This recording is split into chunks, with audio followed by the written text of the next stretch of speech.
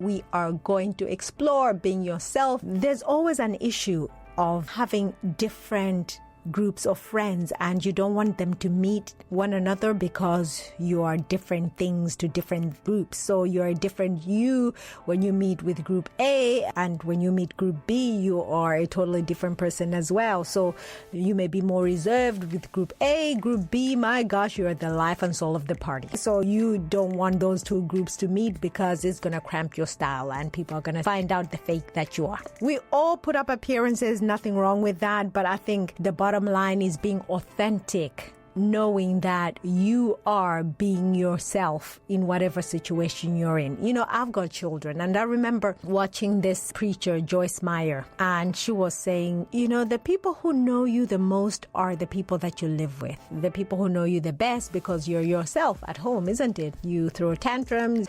People know your good side, bad side, and everything else. What she was saying was, you go to church and you're there like, hallelujah, sister, praise the Lord. But at home, you're a totally different person. You're a nightmare to live with. You're just not a very nice person. So what kind of message are you sending to your children, if you have them, or even those who know you, that you're a fake, isn't it? You're a phony. So she was saying, just the same way that you can discipline yourself to behave well in a church environment, you can do the same at home. It's the same discipline. What makes you think it's all right to just put on your monster face when you are around people that you live with? Do you think that they will tolerate that because they've got nowhere else to go? And when she said that, I thought, ouch. She was talking about me. I had a lot of work to do, but my children right now will tell you that I am the same everywhere I go. They might tell me to tone it down, but hey, I'm being me. Okay, and that's the reason why I'm also on radio, because this is me. Now, I want to look at brands like Oprah Winfrey. Her brand is being herself, in the sense that she made a lot of money hosting this show, but all the while she was being her true self. And because of that, she has fulfilled the purpose for her life. We're all here for a reason, and we need to figure out what we're here for. And I normally say that the first thing that you have to look at is, what are you good at? What comes naturally to you? I'll give you an example. With my life, I was always getting in trouble for talking a lot in school. Now, you might figure out why I host my own radio show, because give me a mic and I'm ready to go. Okay, maybe with a little bit of research and stuff, but my mouth just opens and this stuff that just comes out. I'm a natural talker, and also I'm very expressive. I like to dance, and I don't like to sit down for too long. I like a lot of interaction. That's me. But you may be totally different. Maybe you want to be behind the desk. You want to be left alone to figure things out. Maybe you're a mathematician. Build your life around that. Maybe people used to laugh at you for being a geek or somebody who's a SWAT, whatever they called you, but you can't really run away from that. We are not clones. And that's the beauty of this world. You are not a clone. You're you. There'll never be another you. There'll always be one of you. So you might as well get used to it and just be yourself. And the reason why people pick on you is because you're different. Well, I got news for you. News flash. Everybody is different. So you might as well embrace your quirkiness and just get on with life, regardless of what people think or say. There's a saying by Oscar Wilde, and he said, be yourself. Everyone else is already taken. When you're yourself, the people who are right for you will gravitate towards you. You have to write down your values. What is it that's valuable to you? What is it that matters to you? What comes easily to you? What is it that you will tolerate in any relationship, whether it's platonic or a romantic relationship with your children, whoever, relatives, friends?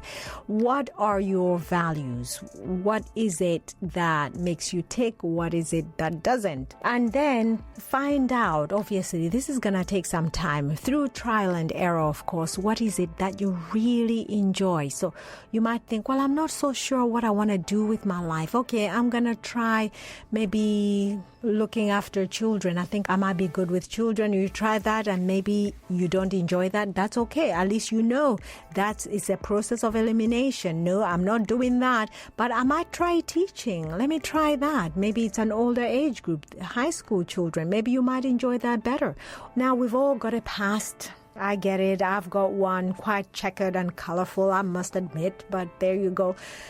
And sometimes we allow our past to hold us back, pin us down, tell us or set limitations on our lives. Well, what happened in the past happened in the past. And, you're not the same person you were last year. You're 1 year older, possibly wiser. And the mistakes that you may have made in the past shouldn't count for anything at this point in time, because you are still rediscovering yourself. And while you're doing that, you're growing as a person.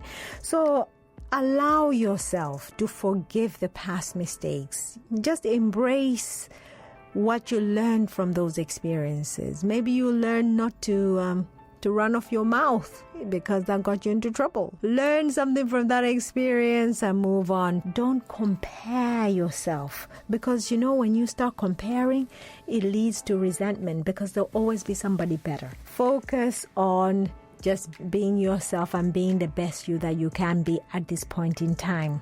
And also, when you compare, you criticize. You're likely to criticize not just yourself, but you also criticize others. You're looking at yourself and you're thinking, well, I'm better than them in this regard. And then you look at somebody else, oh dear, they're definitely much better than I am. You'll never be happy. Some of us may be very, should we say, sensitive or insecure about certain aspects of ourselves. It could be physically, it could be emotionally.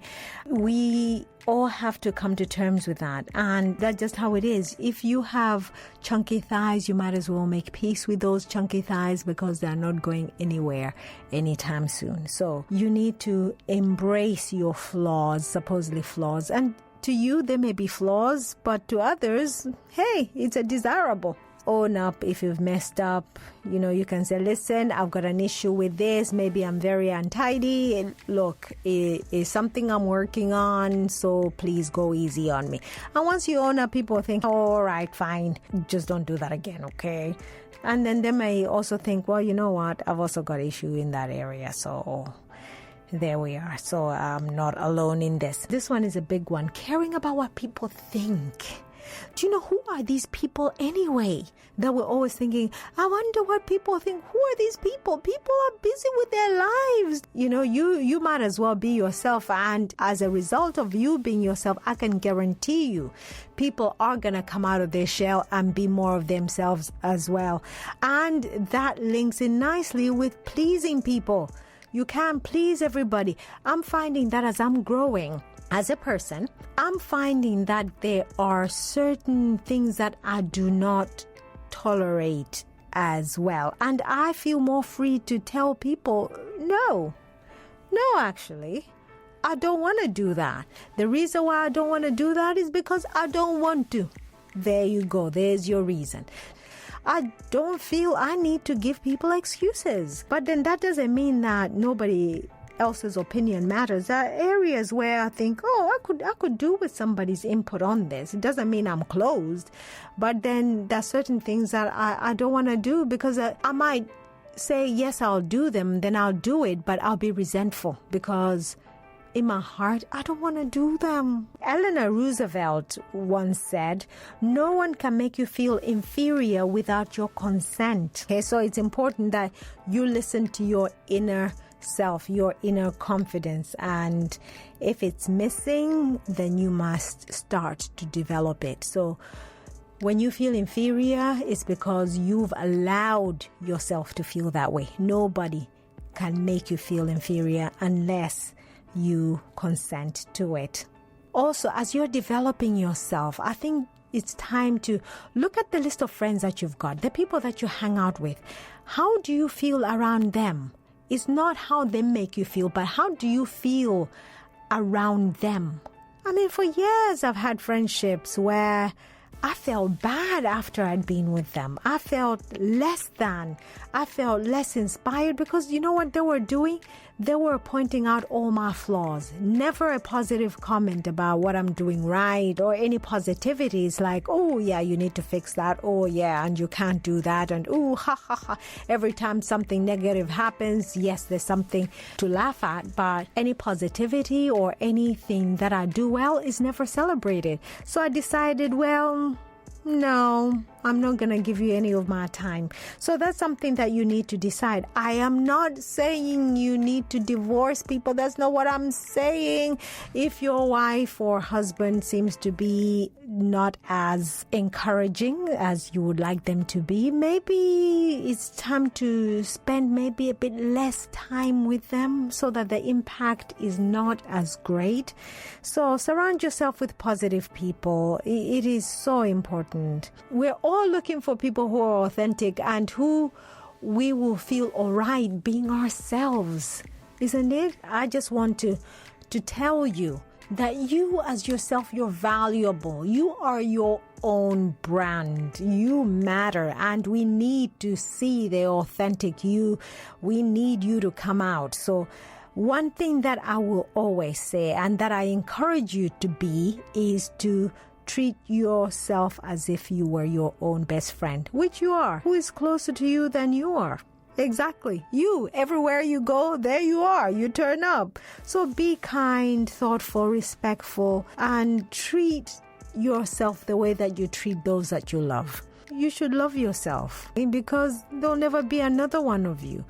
And this is it. This is the only life you got to lead. And you just have to do your best with that one. So be responsible for yourself and boost your own self-esteem. How do you do that? Look yourself in the mirror, tell yourself, oh, well, that's what I do. I look myself in the mirror and I think, wow, I am beautiful. I am gorgeous.